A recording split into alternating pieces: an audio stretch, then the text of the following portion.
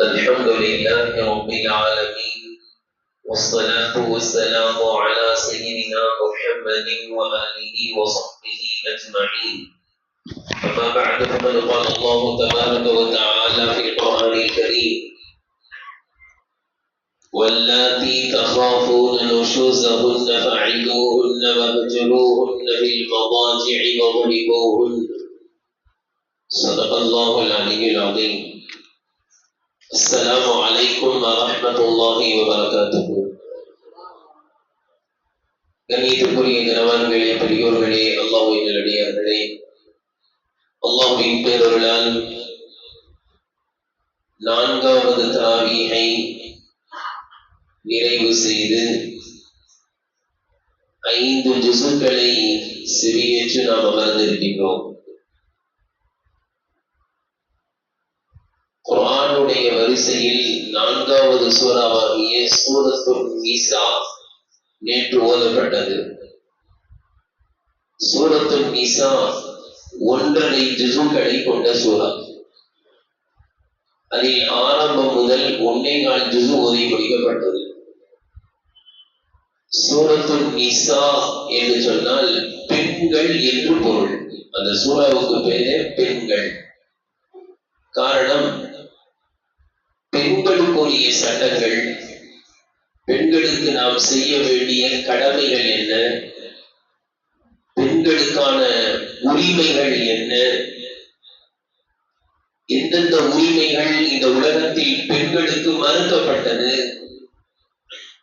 இஸ்லாம் பெண்களுக்கு எந்தெந்த உரிமைகளை எல்லாம் கொடுத்திருக்கிறது என்பதை பற்றி இந்த சூறாவில் அல்லாஹ் தஆலா விரிவாக பேசுகின்ற காரணத்தினால் இந்த சூறாவிற்கு சூரத்துன் நிசா என்று பெயர் வைக்கப்பட்டது. ஆரம்பம் முதல் கடைசி வரை ஆங்காங்கே பெண்களுக்குரிய உரிமைகளை அல்லாஹ் தஆலா சொல்லிக் கொண்டே வருகிறார். இந்த சூரத்துன் நிசாவினுடைய முதல் வசனமே, அந்த முதல் வசனம் ஒவ்வொரு நிகாவினுடைய குத்துபாவிலும் ஓதப்படுகின்ற ஒரு வசனம். யா அய்யுஹன் நாஸு தகூ ரப்பக்கும் அல்லதீ خلقكم من نفس واحدة وخلق منها زوجها وبث منهما رجالا كثيرا ونساء. மனிதர்களே, உங்களை படைத்து பரிபாலிக்கின்ற ரப்பை அஞ்சிக் கொள்ளுங்கள், அல்லாஹ்வை அஞ்சிக் கொள்ளுங்கள். அந்த அல்லாஹ் எப்படிப்பட்டவன் தெரியுமா? ஒரே ஆத்மாவிலிருந்து உங்களை படைத்தான். முதலில் ஆதம் அலைஹிஸ்ஸலாம் அவர்களை படைத்தான். அவர்களுடைய விழா எழுந்திலிருந்து ஹவ்வா என்ற துணையை படைத்தான். பிறகு அந்த இருவரில் இருந்துதான் உங்களை எல்லாம் அல்லாஹ் தஆலா பள்ளி தொழுகச் செய்திருக்கின்றானே, அந்த அல்லாஹ்வை பயப்படுங்கள் என்பதுதான் சூரத்துன் நிசாவினுடைய முதல் வசனம். இந்த முதல் வசனம் எதை நமக்கு கற்றுத் தருகிறது? ஏன் இதை நிகாவினுடைய குத்பாவில் ஓதப்படுகிறது என்றால், அல்லாஹ் தஆலா எல்லா மனிதர்களும், ஆண்களும் சரி பெண்களும் சரி, உலகத்தில் பள்ளி பெருகி இருக்கின்ற எல்லா மனிதர்களும் ஒரே தாய் தந்தையின் பிள்ளைகள் என்பதை உணர்கிறார். இதில் பெண்களுடைய உரிமை எப்படி சொல்லப்படுகிறது என்றால், உங்களுக்கு மனைவியாக வந்த ஒரு பெண், அவளை தயவு செய்து யாரோ என்று நினைக்காதீங்க, எங்கிருந்தோ வந்திருக்கா அப்படின்னு நினைக்காதீங்க. ஒரே தாய் தந்தைக்கு பிறந்தவர்கள் என்று நினையுங்கள். உங்களுடைய உடன் பிறந்த சகோதரி. உடன் பிறந்த சகோதரி என்றால் யார்? எனக்கு யார் தாய் தந்தையோ அதே தாய் தந்தை தான் அந்த பெண்ணுக்கும் தாய் தந்தை. அதுதான் சகோதரி. ஒரு சகோதரிக்கு திருமணம் முடிச்சு கொடுக்கிறோம். திருமணம் முடிச்சு போயிடுச்சு, மச்சான் சரியா கவனிக்க மாட்டேங்கிறாரு, தங்கச்சியை போட்டு அடிக்கிறாரு. சகோதரனுக்கு எவ்வளவு மனசு வேதனைப்படும், எவ்வளவு துடிச்சு போயிடுவான். சில ஆண்கள், அதாவது அந்த பெண்ணுடைய சகோதரர்கள், கொஞ்சம் வேகம் இருந்துச்சுன்னா நான் போய் மச்சான போய் அடிக்க போறேன் அப்படின்லாம் போவாங்க. அப்படிலாம் செய்யவே கூடாது. இருக்கிற சண்டை பெருசா போயிடும். ஒரு வீட்டு மருமகனுக்கு என்று ஒரு கண்ணியம் இருக்கிறது. ரொம்ப சாஃப்டா ஹேண்டில் பண்ணணும். நம்ம ஏதாவது வார்த்தையை விட்டா கூட என்ன ஒண்ணு, உங்க அண்ணங்காரன் வந்து இந்த மாதிரி சொல்லிட்டு போவான், நீ என்ன சொன்னேன்னு சண்டைக்கும் பேசுறது. இப்ப நான் சொல்றது வந்து, நம்முடைய உடன் பிறந்த சகோதரி போன இடத்துல கொஞ்சம் கஷ்டப்படுறாங்கன்னு கேள்விப்பட்டா நமக்கு எப்படி வேதனையா இருக்கு. அதே மாதிரி தானே நம்ம வீட்டுக்கு வந்து நம்முடைய மனைவி கஷ்டப்படுறான்னா அவர்களுடைய சகோதரர்களுக்கு மன வேதனையா இருக்கும். நாம் பெற்றோர்களாக இருந்தால் நம்முடைய பிள்ளையை திருமணம் முடித்து கொடுக்கிறோம். சென்ற இடத்துல போய் மகிழ்ச்சியாக இருந்தால் சந்தோஷப்படுறோம். ஒண்ணும் இல்ல, மருமகன் நம்முடைய மகள் சொல்வதை எல்லாம் என்ன செய்யறார் கேட்கிறார். எங்கேயாவது கூட்டு போங்க அப்படின்னு என்ன செய்யறாரு, கூட்டு போறாரு. ஏதாவது வாங்கிட்டாங்கன்னு சொன்னா என்ன செய்யறாரு, உடனே வாங்கிட்டாரு. இப்ப இந்த பெண்ணை பெற்றெடுத்த தாயும் தந்தையும் என்ன சொல்லுவாங்க, குறிப்பா தாய் என்ன சொல்லுவாங்க சொல்லுங்க. ஜிப்ப பயனில்ல, நபாடு பேசிக்க போறது. நல்ல மருமகன், நல்ல மருமகன். ஏன் இவங்க பெற்றெடுத்த பெண் பிள்ளையின் சொல்லை கேட்டால் மருமகன் நல்ல மருமகன். ஆனால் இவங்க வீட்டுக்கு ஒரு மருமகள் வந்திருக்கும், அந்த மருமகள் சொல்வதை மகன் கேட்டா என்ன சொல்லுவாங்க, நல்ல பையனா நீ சொல்லுவாங்க. இல்ல இப்படி அடிமையாயிட்ட பொண்டாட்டிக்கு, பொண்டாட்டி சொல்றதெல்லாம் கேட்கிறோம், பொண்டாட்டி கூப்பிட்டு போனா உடனே ஓடுறோம், பொண்டாட்டி ஒண்ணு வாங்கி கேட்டா உடனே வாங்கி தரோம், அம்மாவை மறந்துட்டோம், பொண்டாட்டிக்கு அடிமையா போயிட்டோம். இது என்ன பாகுபாடு? உங்க பிள்ளை சொல்றத மருமகன் கேட்டா நல்ல மருமகன், ஆனா வீட்டுக்கு வந்த மருமகள் சொல்வதை உங்களுடைய மகன் கேட்டால் வந்து கொஞ்ச நாள்லயே வசையப்படுத்திட்டா, என்னமோ செஞ்சுட்டா என் பிள்ளைய. நீதிக்குரியவர்களே, எல்லோரும் ஒரே தாய் தந்தைக்கு பிறந்தவர்கள் என்பதை உணர்ந்து அந்த பெண்ணுடைய உரிமையை பாதுகாத்துக் கொள்ளுங்கள். உங்களுடைய பெண் பிள்ளை வீட்டை விட்டு நீங்க திருமணம் முடிச்சு கொடுத்தீங்க, உங்களுடைய பெண் பிள்ளைக்கு என்ன உரிமைகள் எல்லாம் வேண்டும் என்று நினைக்கிறீர்களோ அதே உரிமைகள் உங்களுடைய வீட்டிற்கு வந்த மருமகளுக்கும் இருக்கிறது. ஏன் யாரோ என்று நினைக்கிறீர்கள்? உங்களுடைய ரத்தம் தான் துடிக்குது, உங்க சதம் துடிக்குது. வீட்டிற்கு வந்த மருமகள் வேறு யாரோ இல்லை, எல்லோரும் ஒரே ஆதம் அப்பாவுக்கு பிறந்தவர்கள் தான் என்பதை அல்லாஹ் தஆலா முதல் வசனத்திலேயே அல்லாஹ் தஆலா நமக்கு போதிக்கிறார். அதை தொடர்ந்து பல்வேறு செய்திகள் அல்லாஹ் தஆலா சூரத்துல் நிசாவின் 3வது வசனத்தில் தான் ஒரு ஆண் ஒரு பெண்ணுக்கு அதிகமாக 2 திருமணங்களில் இருந்து 4 திருமணங்கள் வரை செய்யலாம் என்ற விதி அல்ல, செய்ய வேண்டும் என்றல்ல, செய்யலாம் என்ற அந்த விதி விளக்கை கூறுகிறான் 3வது வசனத்தில். எந்த 3வது வசனத்தில் ஒன்றை விட அதிகம் திருமணம் செய்து கொள்வதற்கு அனுமதியை அல்லாஹ் கொடுத்தானோ அதே வசனத்தில் அல்லாஹ் தஆலா உடனடியாக சொல்கிறான், உங்களால் ஒன்றை விட அதிகம் திருமணம் செய்து அந்த 2 மனைவிமார்களுக்கு மத்தியில் சரிசமமாக உங்களால் நடந்து கொள்ளவே முடியாது. எனவே ஒன்றோடு நிறுத்திக் கொள்ளுங்கள் என்று அழுத்தமாகவும் சொல்லி முடிக்கிறார். இதே சூரத்துல் நிசாவினுடைய மற்றொரு வசனத்தில் அல்லாஹ் தஆலா எப்படி சொல்கிறான், வலன் தஸ்ததிஉ. உலமாக்களுக்கு தெரியும், லன் வந்தா ரொம்ப ஸ்ட்ராங்கா மறுக்கிறதுன்னு சொல்லுவாங்க. வலன் தஸ்ததிஉ, உங்களால் முடியவே முடியாதுன்னு. இதற்கு அத்தஅதீலு பைனன் நிஸா, பல திருமணங்களை செய்து அவர்களுக்கு மத்தியில் நீதமாக நடந்து கொள்ள உங்களால், நம்ம படைச்ச ரப்ப சொல்றான், லன் தஸ்ததிஉ, உங்களால் முடியவே முடியாது சொல்லிட்டு சொன்னா, வலவ் ஹஸ்தும், நீங்கள் பேராசை கொண்டாலும் சரி. சில பேருக்கு ஆசை இல்லையா, நீங்க என்ன ஆசைப்பட்டாலும் சரி நான் சமமா வைப்பேன், நீங்க ஆசைப்பட உங்களால முடியவே முடியாது. நீங்க இது மாதிரி ஒன்றை விட அதிகம் திருமணம் செய்து பல தமீலுக்குள்ள மைலி, ஒரு பெண் பக்கம் நீங்கள் சாய்ந்து இன்னொரு பெண்ணை பததருஹல் முஅல்லகா, அந்தரத்தில் தொங்கவிடப்பட்டவளை போன்று ஆக்கிவிடாதீர்கள். பெண்ணுக்குரிய உரிமையை கரெக்டா கொடுங்க என்பதாக அல்லாஹ் தஆலா இதே சூரத்துல் நிசாவில் கூறுகிறார். இதை இந்த நீதமாக நடந்து கொள்வது எவ்வளவு முக்கியம், எவ்வளவு நீதமாக நடந்து கொள்ள வேண்டும் என்பதை ஒரு சிறிய ஒரு சம்பவத்தின் மூலமாக தெரிந்து கொள்ளலாம். சமீபத்தில் வாழ்ந்து மறைந்த அஷ்ரஃப் அலி தானவி ரஹ்மத்துல்லாஹி அலைஹி என்ற ஒரு மார்க்க மேதை இருந்தார்கள். அல்லாஹ் தஆலா அவர்களுக்கு மார்க்க ஞானத்தின் கூர்மையை அல்லாஹ் கொடுத்திருந்தார். தஃப்சீர்லாம் எழுதியிருக்காங்க, முழு குர்ஆனுக்கு தஃப்சீர் எழுதியிருக்காங்க. அவர்கள் எழுதிய நூல்கள் 1000 என்று கூறுகிறார்கள். அந்த நூல்கள்லாம் எப்படிப்பட்டதுன்னா, நம்ம அதை படிச்சா, ஆனா என்ன ஒண்ணு அரபியில ஓதுகிறது, அதை படிச்சா இஸ்லாமிய ஞானம் மேம்படும். எனவேதான் அவர்களுக்கு பட்ட பெயர் இந்த உம்மத் கொடுத்த ஹக்கீமுல் உம்மத் அப்படின்னு சொல்லுவாங்க. இந்த உம்மத்தில் பிறந்த மிகப்பெரிய ஞானி அப்படின்னு பெறும். காரணம் என்னவென்றால், அவர்கள் எப்படிப்பட்ட கிதாபுகள் எழுதியிருக்காங்கன்னா, ஒரு கிதாப் இருக்கு, அஹ்காமே இஸ்லாம் அகல்கி நஸர்மே அப்படின்னு, இஸ்லாமிய சட்டங்கள் அறிவின் பார்வையில் அப்படின்னு எழுதியிருக்காங்க.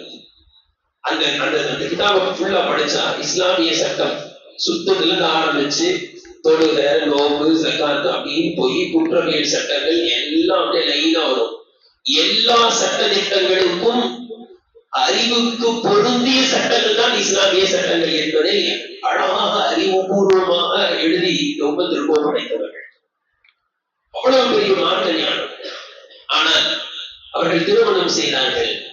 முதல் திருமணத்தில் அவர்களுக்கு குழந்தை பாக்கியமே இல்லாமல் இருந்தது. நீண்ட காலம் பார்த்தார்கள், குழந்தை பாக்கியம் இல்லை. சரி, குழந்தை பாக்கியத்திற்காக இன்னொரு திருமணம் செய்து பார்க்கலாம் என்று திருமணம் செய்தார்கள். திருமணம் செய்ததிலிருந்து எவ்வளவு நீதம் என்றால், எந்த பொருளை வாங்கிட்டு வந்தாலும் எடை போட்டு அளந்து துல்லியமா பாதி என்ன செய்வாங்க, கொடுப்பாங்க. இது அவருடைய மாணவர்களுக்கு நல்லா தெரியும். உண்மையில் நடந்த சம்பவம். மாணவர்களுக்கு ஸ்கூல் அந்த மதரசா லீவு விடுமுறை, அவங்க அம்மா கிராமங்களுக்கு போயிட்டாங்க. அதுல ஒரு மாணவர் கிராமத்துக்கு போனார். இந்த தர்பூசணி சீசன் இப்ப வந்து ஆரம்பிச்சிருக்கு, நல்ல தர்பூசணி சீசன். அவர் ரிட்டர்ன் மதரசாவுக்கு போகும்போது என்ன நினைச்சாரு, அசத்துக்கு என்ன செய்வோம், கிராமத்துல தர்பூசணி நல்லா இருக்கு, தர்பூசணி வாங்கிட்டு போய் கொடுப்போம் அப்படின்னு தர்பூசணி வாங்குறாரு. பார்க்கும் போது ஞாபகம் வந்துருச்சு, அசத்துக்கு 2 மணி ஆச்சு, அப்ப என்ன செய்வோம், 2 தர்பூசணி வாங்கிட்டு போவோம் அப்படின்னு நினைக்கிறாரு. நினைக்கும் போதே இன்னொரு சிந்தனை, அசத்து வந்து ரொம்ப அடர்ந்து கொடுப்பாங்க, ஒரு தர்பூசணி பெருசா ஒரு பூசணி சின்னதா இருந்தா கொடுக்க மாட்டேன், வேற சொல்லிருப்பாங்கன்ட்டு என்ன பண்ணாரு, ஒரே மாதிரி தர்பூசணி 2 எடுத்தாரு. நீங்க வந்து தர்பூசணி எடுத்து பாருங்க, போன வருஷம் பார்த்த தர்பூசணி இந்த வருஷம் இந்த மாதிரி இருக்கும். அப்படியே எல்லாம் பயன்படாங்க, அடித்து மீண்டும் உண்டாக்குகிறார். அந்த பையன் என்ன செஞ்சாரு, மாணவர் ஒரே சைஸ்ல ஒரே மாதிரி இருக்கிற 2 தர்பூசணி எடுத்தாரு. எடுத்து கஷ்டப்பட்டு தூக்கிட்டு வந்து அசத்துல கொடுத்தாரு. தர்பூசணி எப்படி வெயிட் எப்படி இருக்கும், பயங்கரமான வெயிட். அசத்து கேட்டாங்க, ஏன்ப்பா இவ்வளவு கஷ்டப்பட்டு 2 தர்பூசணி ஒண்ணு வாங்கிட்டு வந்தா பத்தாதான்னு கேட்டான்.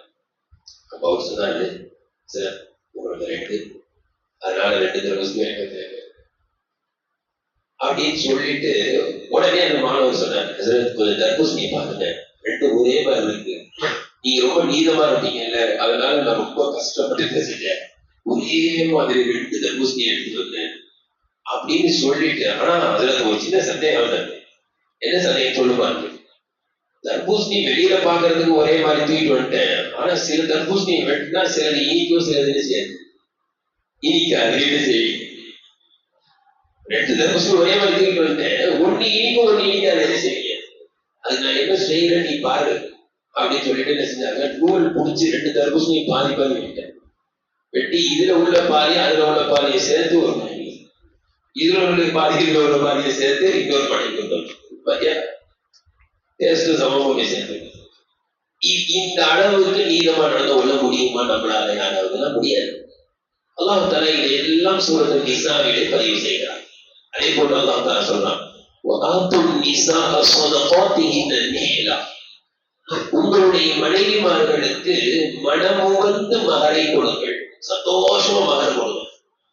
ஒரு நிக்கால இன்னைக்கு மகர் எப்படி ஆயிடுச்சுன்னா எல்லாரும் கொடுக்க ஆரம்பிச்சிட்டாங்க மாஷா அல்லாஹ். ஆனால் வருத்தம், மிகப்பெரிய வருத்தம் என்ன தெரியுங்களா? மகருடைய தொகையை விட டெக்கரேஷனுக்கு செலவு செஞ்ச தொகை பெருசா இருக்கு. மகருக்குரிய தொகையை விட கல்யாண மண்டபத்துடைய வாடகை எத்தனை லட்சம்? 5 லட்சம், 10 லட்சம். சில இடங்கள்ல பார்த்தா அல்லா பாதுகாப்பு என்ன கிறுக்கு முடிச்சா தெரியல, 15 லட்சம் வாடகை. எப்படி மனசு வருதுன்னு தெரியல. ஒரு நாள் கூத்துக்கு 15 லட்சம் வாடகை. மகர் எவ்வளவு? ஒரு 20 சவரன், 20 கிராம், 10 கிராம் அப்படிலாம் சொல்றாங்க. சஹாபாக்கள் இடத்த லேண்ட மாற கொடுக்கலாம். இனி யாராவது இருந்தாங்களா? மாட்டு மதத்தவர்களுக்கு புத்தி வந்துருச்சு. அவங்க பெருசா கல்யாணத்தை பெருசா பண்ணாம என்ன செய்யறாங்கன்னா, மருமகளுக்கு என்ன செய்யறாங்க? இடத்தை கிஃப்ட் பண்றாங்க. இடம் சாதாரண விஷயமா? முஸ்லிம்கள் எவ்வளவு கஷ்டப்படுறாங்க. வாடகை வீட்டுல லோன் அலையிறாங்க, கல்யாணம் பண்ணி கொடுக்குறாங்க, ஒரு சொந்த வீடு இல்ல. இப்ப இது ரொம்ப உஷார். மாப்பிள்ளைக்கு சொந்த வீடு இருக்கா கேட்கறது. இதை கல்யாணத்துல செலவு பண்றதுக்கு ஒரு வீட்டை வாங்கி கொடுத்துட வேண்டியதானே? கண்ணியத்திற்குரியவர்களே, இஸ்லாம் வீண்வரைகள். மகர் அதிகமா கொடுக்கணும். மகர் எந்த அளவுக்கு? மகருக்கு குரான் வச்ச பேர் என்ன தெரியுங்களா? குரான்ல மகர் வரல, சொதஃபாத் வருது. இந்த சொதஃபாத் என்ற வார்த்தை சித்துத்துல இருந்து வந்துச்சு.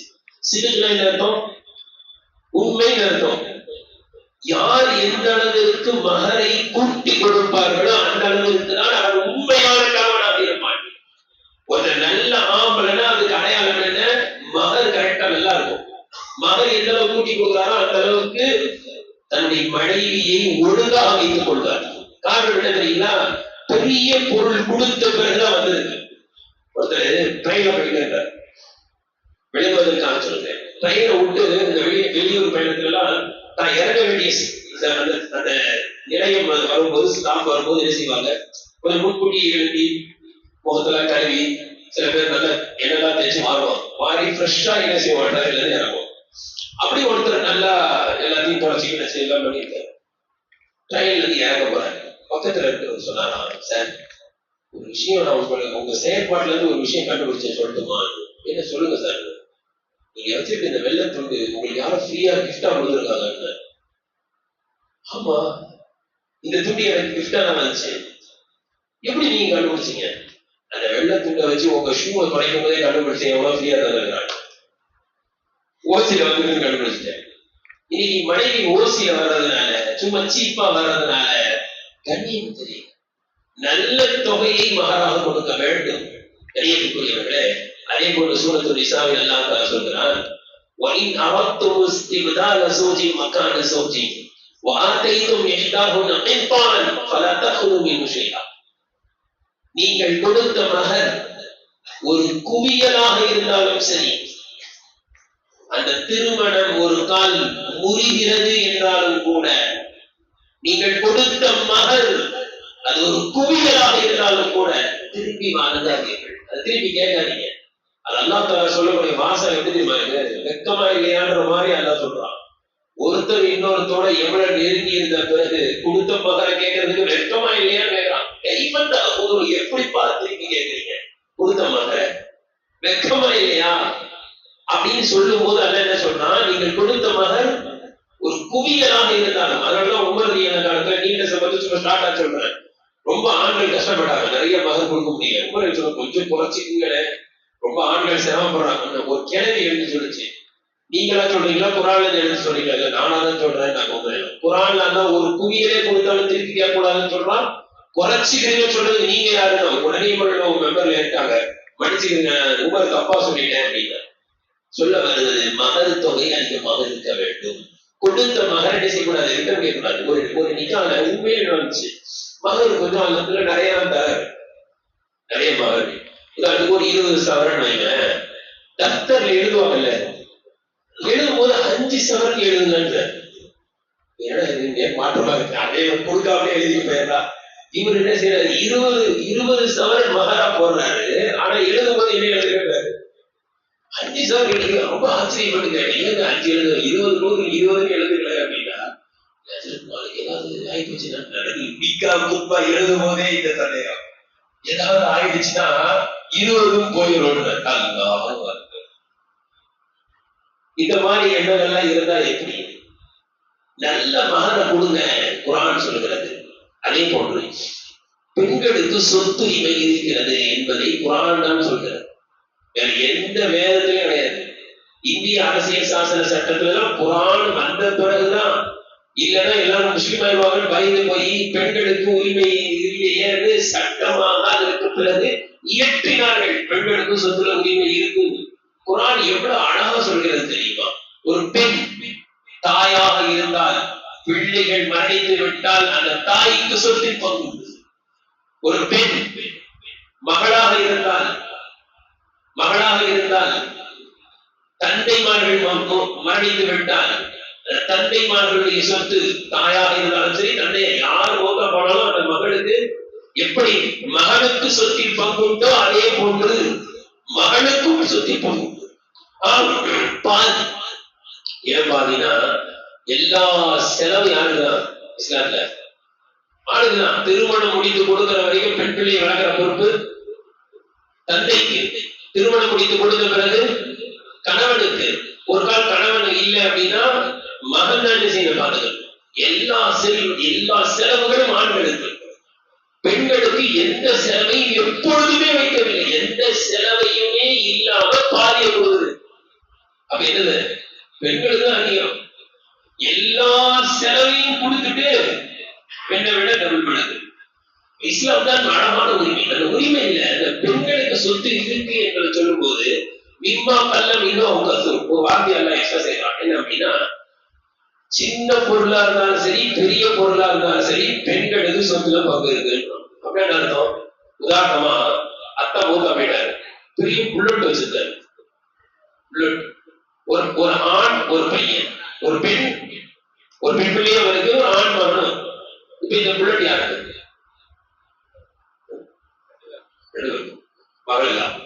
மகன் புல்லட் ஆகும்போது அப்படின்னு சொல்ல முடியாது.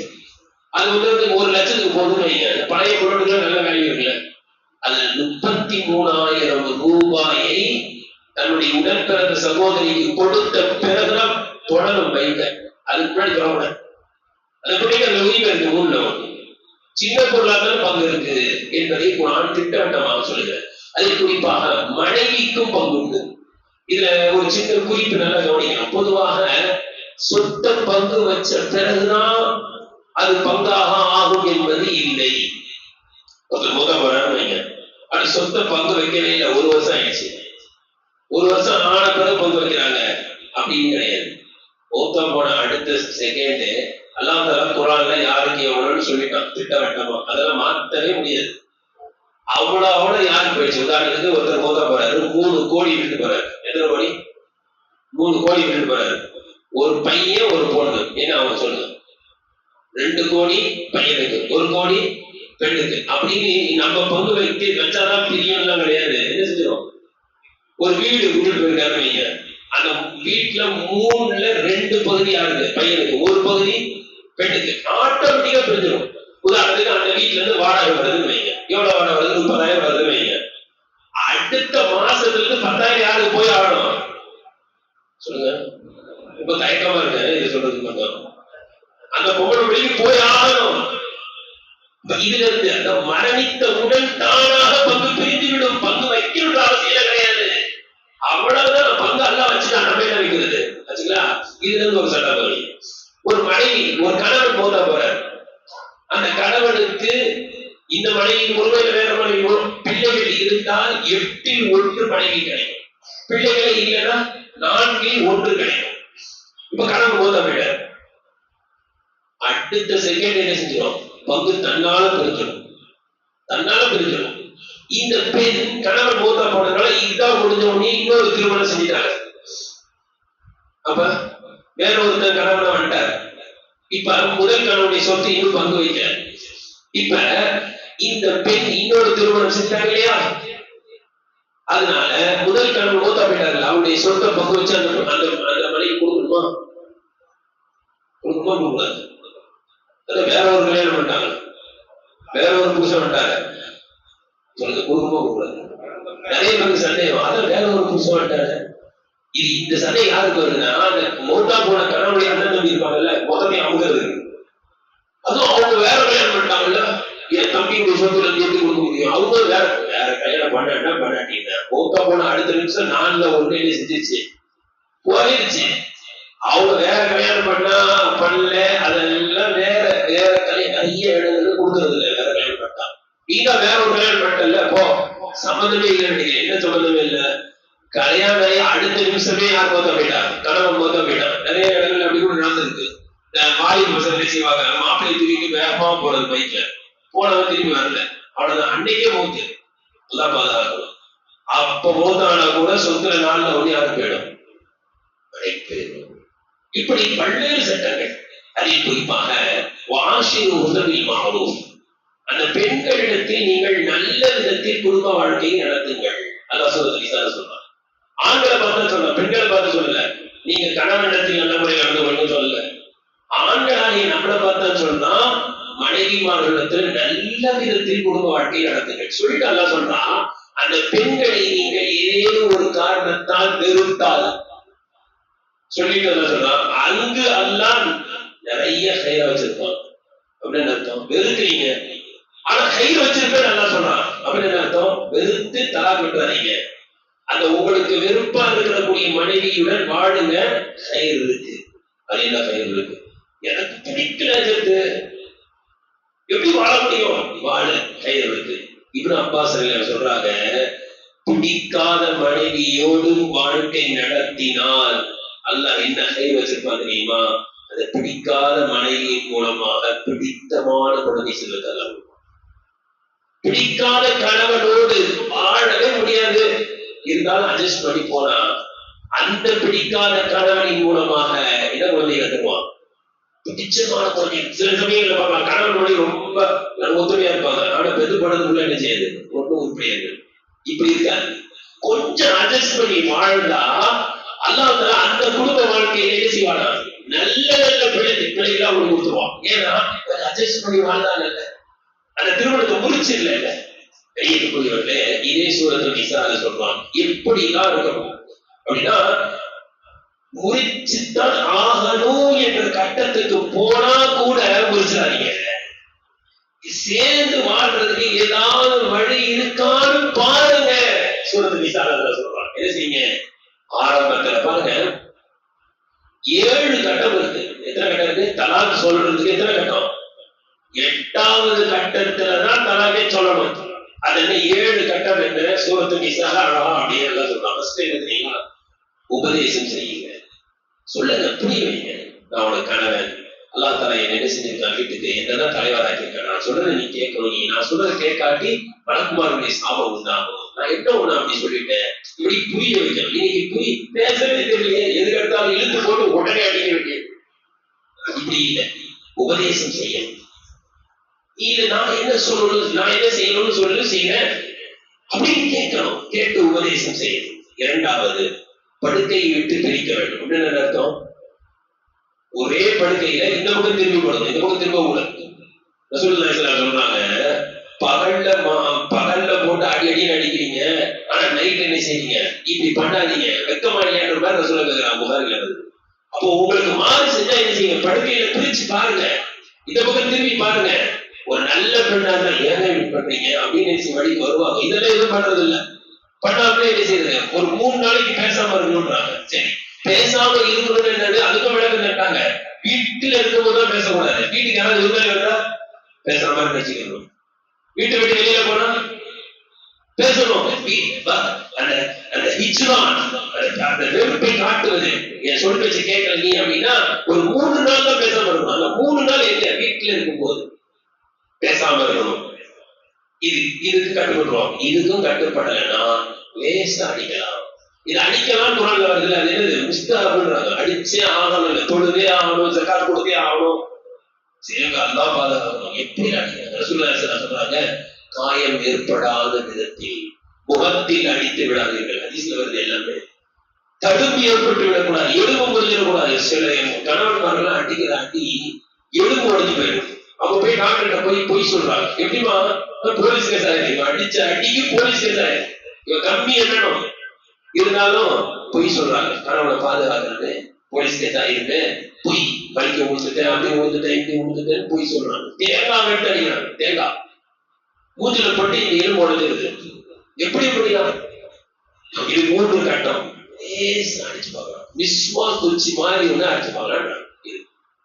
அடுத்த கட்டம் என்ன தெரியுங்களா? இந்த 3மே கணவன் மனைவிக்குள்ள முடிஞ்சு போயிடும். அடுத்த ஆளுக்கு தெரியக்கூடாது பிரச்சனை. ஒரு 4 செவருக்குள்ள முடிஞ்சு போயிடும். 4வது கட்டம், இதுக்கு எதுக்குமே என்ன செய்ய கட்டுப்பட்டு வரல அப்படின்னா, அவங்க குடும்பத்துல இருந்து ஒருத்தர், இவங்க குடும்பத்துல இருந்து ஒருத்தர், அந்த ஒருத்தர் எப்படி இருக்கணும்? நீதமான ஆளா இருக்கணும். எல்லாம் சொல்றான். நீதம்னா என்ன தெரியுங்களா அர்த்தம்? அழகான அழகா சொல்லியிருக்காங்க தப்சீர்ல. கணவன், இப்ப பெண் வீட்டு சம்பவத்தில் வராரு, கணவன் வீட்டு சம்பவத்தில் வராரு. இவர் என்ன நினைக்கிறார்? நான் என்ன பெண் வீட்டு சார்பா கூப்பிட்டுருக்காங்க, அதனால நான் என்ன செய்ய கொஞ்சம் பெண்ணுக்கு சப்போர்ட்டா பேசணும்னு செய்த உள்ளத்துல போடுவான். அப்படி உள்ளத்துல வந்துச்சுன்னா நடுவராக இருக்க தகுதியற்றவர். நான் ஆண் வீட்டு சார்பா வந்திருக்கேன், எனவே கணவனுக்கு சப்போர்ட்டா என்ன செய்யணும், கொஞ்சம் பேசணும் அப்படின்னா இவர் நடுவராக இருக்க தகுதியற்றவர். நீதத்தை பேசணும், எப்படியாவது சேர்த்து வைக்கணுன்ற எண்ணம் உள்ளவர்களாக இருக்கணும். நல்லா போறாங்க சொல்றாங்க. அதே போல ஒருத்தரை கூப்பிடுங்க அப்படின்னு அர்த்தம். கூட்டத்தை சேர்த்து 4-5 பேர் கூப்பிட்டு வந்தீங்கன்னு வைங்க, வந்துட்டோம் நம்ம சார்பா என்ன செய்யணும், ஏதாவது பேசணும்னு உடனே தெரிவிக்க போயிடும். சில பேர் 4-5 பேர் கூப்பிட்டு 4-5 பேர் பார்க்கும்போது அமைதியா உட்கார்ந்து இருக்க மாதிரி தெரியும். இன்னொரு வார்த்தையை உருவா பாருங்க, சேர்ந்து வந்தது கூட ஒண்ணு இல்லாம ஆகிடும். அவங்க 2 பேருக்கு மத்தியில உள்ள பிரச்சனை கூட சின்னதா இருக்கும். இப்ப என்ன பிரச்சனை? உங்க மாமா வந்தாரு, என்ன கேள்வி கேட்டாரு, அவர் என்ன கேள்வியா கேட்டாருன்னு பிரச்சனை. நீங்க என்ன சொல்லி திருப்பி சொல்லுங்க, பிரச்சனை. இந்த மாதிரி அறிவு கட்டவர்களை எல்லாம் அழைத்துக் கொண்டு வந்தார். சில குடும்பங்கள் இருக்கும். இந்த கவனிக்க வேண்டிய இன்னொரு செய்தி என்னன்னா, கணவனின் குடும்பத்திலிருந்து ஒரு ஆளு, போலீஸ்காரங்க யாரு, நீதிமன்றங்கள் யாரு, கணவனை சொல்றாங்க போவே கூடாது போறாங்க. யாருங்க அவங்களா? இன்னும் சொல்ல போனால் இயக்கங்கள். அந்த இயக்கம் அந்த ஜமாத், எந்த ஜமாத்தும் போகக்கூடாது. அவங்க யாரு? உங்க கட்டப்பஞ்சாய கட்டிட்டு இருக்காங்க, எங்கேயுமே போகக்கூடாது. நீதமான குடும்பத்துல இருந்து 2 பேரை தேர்வு செய்ய பேசுறேன். சில குடும்பங்கள் இருக்குங்க, ஒழுங்கா நிதானமா அமைதியா பேசுறதுக்கு ஒரு ஆள் கூட இருக்க மாட்டாங்க. எல்லாம் கடாமுடான்னு இருப்பான். இங்கேயும் கடாமுடான்னு இருப்பான், இங்கேயும் கடாமுடான்னு இருப்பான். இவங்கள வச்சு இதை செய்ய முடியாது, சமாதானம் பேசவே முடியாது. ஒரு ஆள் கூட உருப்படியா இல்லைன்னா அப்பதான் என்ன செய்யணும், அந்த முகல்லால உள்ள ஒரு நல்ல ஆள், சேர்த்து வைக்கிற மாதிரி ஆள் 2 பேரை வச்சு என்ன செய்ய பேசணும். இது எத்தனாவது கட்டம்? 4வது கட்டம் முடியுது. இப்படி எல்லாம் பேசி கூட அவங்களால கூட சேர்த்து வைக்க முடியல. என்ன முடிவு? அவங்களே வராங்க, நீதமான ஆளே என்ன முடிவு பண்ணாங்க, இவங்க பிரிஞ்சாதான் சரி வரும்பா, சேர்ந்து வாழ்றதுக்கு வழியே இல்லைன்னு அவங்க முடிவு எடுத்துட்டா இப்ப தலாக் சொல்லலாம்னு வருமா? இல்ல. 5வது கட்டம் உங்களுக்கு கேட்டுக்கிறீங்களா? மனைவிக்கு அசுத்தமான நிலையாக இருக்கக்கூடாது. ஏன்னா அசுத்தமான நிலை இயற்கையாவே சண்டை வரும் ஏதாவது. அந்த நேரத்தில் தலாக்கிட்டு அது அர்த்தம் உள்ள தலாக்காக இருக்காது. சுத்தமான நிலையான்னு பார்க்கணும். இது எத்தனை நிலை? 5வது. அந்த சுத்தமான நிலையில கூட ஒன்று கூடாத நிலையாக இருக்க வேண்டும். ஏன் ஒன்று கூடுற நிலையில தலாக் சொல்ல? 2 நாளைக்கு முன்னாடி கூட சந்தோஷமா இருந்தீங்க, அப்புறம் என்னடா 2 நாள் கழிச்சு தலாக் சொல்ற? என்னத்துல தலாக் சொல்றது? வருமா இல்லையா? இதெல்லாம் நானா சொல்லல, குர்ஆன் ஹதீஸ்ல இருக்கு. இதெல்லாம் ரசூலுல்லாஹ் சொல்றாங்க. அப்ப 5வது கட்டம் சுத்தம், 6வது கட்டம் சுத்தமான நிலையில கூட ஒன்று கூடாத நிலையா இருக்கணும். எவ்வளவு பிரேக் பாருங்க இஸ்லாத்துல. அதுக்கு அடுத்து எத்தனாவது கட்டம்? 7வது கட்டம் எது தெரியுங்களா? 2 சாட்சி வச்சுக்கணும். இன்னைக்கு என்ன நடக்குது? நிக்கால 2 சாட்சியாவது பாக்குறாங்க. தலாக் போகும்போது யானையுமே பாக்குறது 2 சாட்சி. சூரத்துல் தலாக் வருது, நீதமான 2 சாட்சி வச்சு தர சொல்லுங்க. இன்னைக்கு இந்த கட்டங்கள்லாம் யாருக்காவது தெரியுமா? வாலிபர்களுக்கு. மாப்பிள்ளை எங்க இருக்கிறாரு? எத்தனாம் தேதி கல்யாணம்? 10ஆம் தேதி கல்யாணம். மாப்பிள்ளை எங்க? வெளிநாட்டுல. எப்போ வருவாரு? 8ஆம் தேதி வருவாரு, 10ஆம் தேதி கல்யாணம். ஒரு மண்ணு தெரியும் அடிக்குது. ஒரு நிக்கால மாப்பிள்ளைக்கு கபில் டூ சொல்லி கொடுக்குறாங்க. அவன் டபிள் டூ எழுப்பான், கபில் டூ டபிள் டூ அப்படின்றான். எங்க தான் முடிச்சு வந்தாங்க. சில நிக்கால இப்படியே மாப்பிள்ளை உங்க வீடாமன்னு கேட்பாங்க. மாப்பிள்ளை என்ன செய்யறாரு? என்ன செய்யறாங்க இன்னைக்குதான் நானே பாப்பேன் பாக்குறேன். ஒரு நிக்கால எல்லாம் சொல்லி கொடுத்துட்டே வந்தாங்க. இமாம் சாஹிபுக்கு கபில்துன்னு சொல்லும் போது கொஞ்சம் திக்கிருச்சு. திக்கி என்ன பண்ணாரு, கபில்துன்ட்டாரு. மாப்பிள்ள கபில்துன்னு பாருங்க, ஒண்ணு தெரியாது. போனோம் அந்த மாப்பிள்ளைக்கு வரவேற்பு பார்க்கணும், எந்த சட்டமும் தெரியாது. எடுத்தே தலாக்கு. எவ்வளவு பேர் சேர்ந்து திருமணம் முடிச்சு வச்சாங்க. இவங்க தலாக் போட்டு நினைச்சுக்கிறாரு, சும்மா சொல்லிட்டு போயிடுவார். கணியத்துக்குள்ளே இஸ்லாம் அழகான மார்க்கம், ஒன்று சேர்ந்து வாழ சொல்லக்கூடிய மார்க்கம். நான் கடைசியா ஒரே ஒரு செய்தி சொல்லி கொடுத்துருவேன். ஒரு பஞ்சாயத்துல இதனாலதான் நிக்காவுக்கு முன்னாடி நிக்காவுடைய சட்டங்களை வாலிபர்கள் என்ன செய்யணும், பெண்களும் சரி ஆண்களும் கண்டிப்பா தெரிஞ்சிருக்கணும். ஹஜ்ஜிக்கு போறதுக்கு முன்னாடி எத்தனை ஹாஜிகள் ஜோடில போய் கலந்துக்கிறோம். ஹஜ்ஜி எப்படி செய்யணும் தெரிஞ்சுக்கிட்டு தான் ஹஜ்ஜிக்கு போகணும்னு ஆசைப்படுறோம். நிக்காவுன்னா என்ன, நிக்காவுடைய சட்டங்கள் என்ன தெரிஞ்சப்பதான் நிக்கா செய்யணும். எதுவுமே தெரிய மாட்டேங்குது. இந்த தெரிந்து கொள்ள வேண்டும் என்பதை கணவன் மனைவி மட்டுமல்ல, அவருடைய குடும்பத்தார்கள் தெரியும். ஒரு பஞ்சாயத்துல மாப்பிள்ளைய அம்மா சொல்லுது, பாருங்க என் பையன் நான் சொன்னா தலா கொடுப்போம், ஹதீஸ்ல இருக்கு. அத்தா அம்மா சொன்னா தலா கூட கொடுப்போம். அவ போய் பொம்பளைகிட்ட யாரு பேச முடியும், கத்துக்கு. இமாம் அஹ்மத் இப்னு ஹம்பல் ரஹ்மத்துல்லாஹி ஒரு வாலிபர் வந்தார். வந்து சொன்னாரு, என்னுடைய மனைவிய எங்க அத்தா அம்மா தலா கூட சொல்றாங்க, நான் தலா கூட போறேன். அஹ்மத் இப்னு ஹம்பல் ரஹ்மத்துல்லாஹி நல்லா விசாரிச்சு தலாக்கெல்லாம் விடாத, எங்க அத்தா சொல்றாங்களே, உங்க அத்தா சொன்னாலும் பரவாயில்ல தலா கூட கூடாதுட்டாங்க. அவர் உடனே சொன்னாரு, உமர் ரலியல்லாஹு சொல்லி அவங்க பையன் தலா கூட்டாராமே.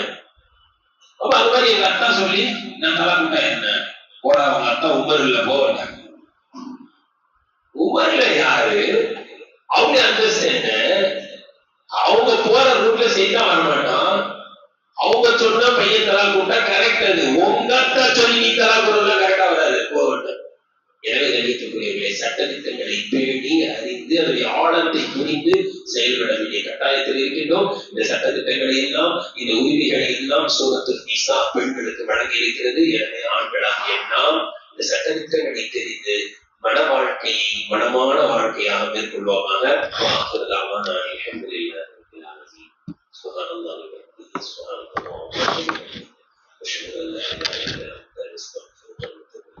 سبحان ربك رب العزة عما يصفون وسلام على المرسلين والحمد لله صلى الله عليه وسلم.